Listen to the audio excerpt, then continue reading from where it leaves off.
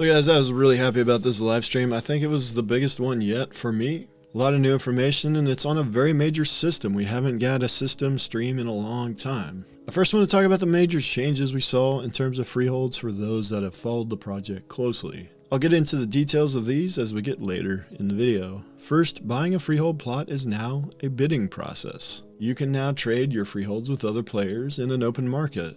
And freehold buildings do have tech tree upgrade paths. Also, there was a big tease of upcoming streams, and it's very likely nodes are the next live stream. I had a feeling nodes were coming after freeholds as it would be a natural tie-in. And in Discord, a crafting stream was also teased, so I think we might be seeing crafting fairly soon as well. And again, the Ashen Forge podcast was mentioned on July 9th at noon Pacific. Steven will be on that podcast answering questions, and I'll of course cover everything that comes out from that as well. With that out of the way, let's get into the details of the update. The community spotlight question was on fishing and essentially domesticating your caught fish on your freeholds, and that is something Steven said they might do in a future post-Alpha 2 update. For this live stream, they started with a PowerPoint presentation before jumping into the game, which did give me some flashbacks to my army days where we had a lot of death by PowerPoint presentations that were very, very boring. But in this case, I did like it as it gave a lot of information in a very clear and concise manner. The first slide talked about what freeholds actually are. For those of us that have been following the project, we knew all these things about freeholds, including the best processing being on freeholds. Then they showed an example of what a building plot layout might look like. There is a ton of customization options. You can choose to have a bigger house but sacrifice the space for other buildings, or you could choose to specialize in processing or farming,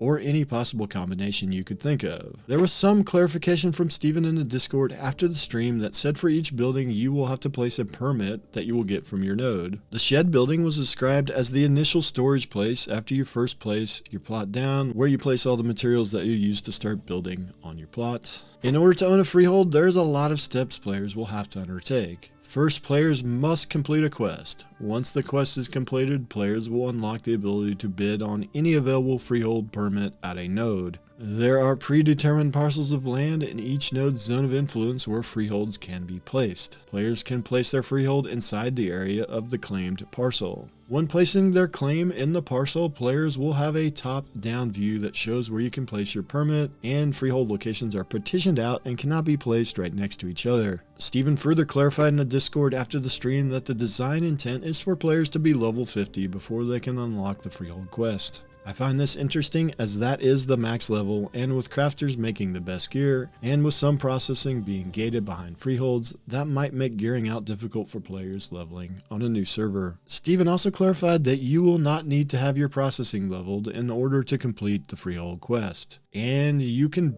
bid on freehold permits without being a citizen of the node. And the distance that freeholds must be separated is approximately 150 meters. He also mentioned that the auction process will have ample time for players to get their quest done and get their bids in. When building on your freehold, you must first build your house, and they showed examples of different house sizes, which again, bigger houses will take up more space on your freehold, but the trade-off is some furniture in your house will have gameplay benefits such as storage chests and beds that provide rested XP bonuses. The housing style slide talked about the base appearance of each building and how players can acquire different appearances. Base appearances can be bought at a node, so for a Kalar appearance you will need a Kalar blueprint from a Kalar node. I do wonder if building a Kalar house will require you being at a Kalar node or not. There are also other methods of acquiring other appearances, such as scribes making blueprints and drops in the world, and these blueprints can be traded by other players. Building cosmetics are split into multiple categories, and Intrepid does have a post planned for this week on their website which will go over the details. Businesses can of course be built on freeholds, and these can provide services to other players. There's a permission system that will control access to these services. An example of a service business upgrade path was given for the tavern, showing a feathered beds tier 2 upgrade that provides faster rested XP and a large rested XP cap. However, you'll still need to be level 50 to provide this upgrade, but you'll also need to be level 50 just to create the freehold in the first place. They also mentioned that multiples of the same building on one freehold would be possible, so you could have multiple taverns with different upgrades chosen, but keep in mind space is limited on freeholds. That being said, they are 1.5 acres in size, so there is plenty of space, which you can see very clearly in the stream.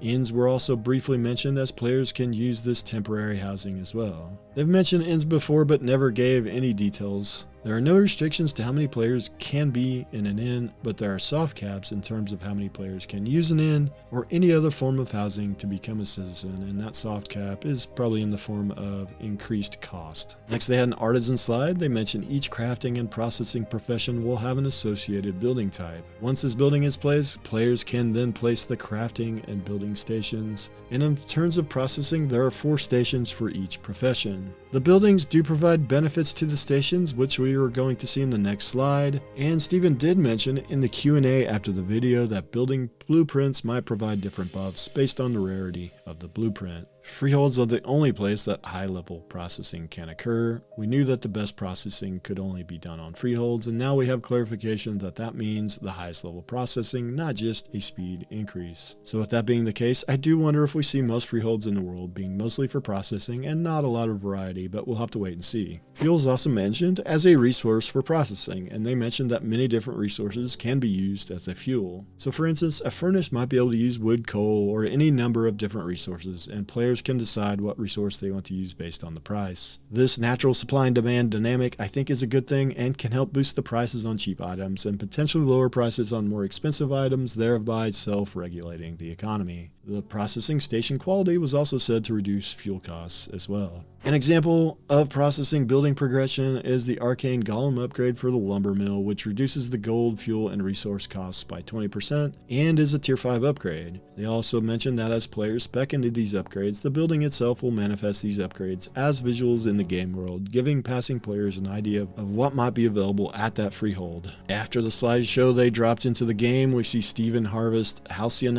Looks kind of like crystal meth, but and apparently this is used for a lot of different crafting professions. They get on some bunny mounts, which we haven't seen yet, and they ride to the freehold, which is absolutely massive, and they show off the example freehold, which is focused heavily on farming. They gather some wheat, corn, eggs, they shear sheep, they milk cows, and they kill pig. Then they show off a metalworking station, which is a processing station, and they show off the cosmetic items in the house. They also show the Tetris-based inventory gathering bags, which I'm not a huge fan of, but Steven did clarify that they chose that style in order to give more upgrade paths for inventory, such as a delay time for PvP looting after you're killed, more space, and many other things, presumably. Also interesting is that this system will tie into the caravans as well, and the crates they transport will have to incorporate this Tetris system too. Steven then answered a few questions regarding freeholds, most of which I've already talked about, but a few I haven't. Our players cannot steal craps from your freeholds. Players are able to respec their building tech trees, and there will be rare furniture blueprints as loot drops. Then they did a studio update. They talked about Bill Trost's hire and that they'll be bringing him into the stream eventually. Then they ended with a Q&A in which they mostly selected freehold questions. Here are the ones I found interesting. Freeholds, freehold buildings, and item placement in freeholds can all have their orientation changed when you place them. As for a freehold maintenance system similar to like a node atrophy system, it sounds like there might not be an atrophy system, but there are freehold taxes that will need to be paid, of course. And as for freehold PvP, the only place you're actually safe on your freehold is in your house. But of course, players can't harvest your crops or take any of your things on your freehold. And finally, a non-freehold question. Tumok is a monster that can be controlled during monster coin events with a rare monster coin. Finally, there was a lot of clarification from Steven in the Discord. Most of these I've already gone over, but there are a few that I haven't got to yet. The plan for the number of in-node houses has changed. All we used to know that there was 8 at the village stage, and that number increased with each stage. My speculation is that number might be increasing with freehold space being more limited potentially now.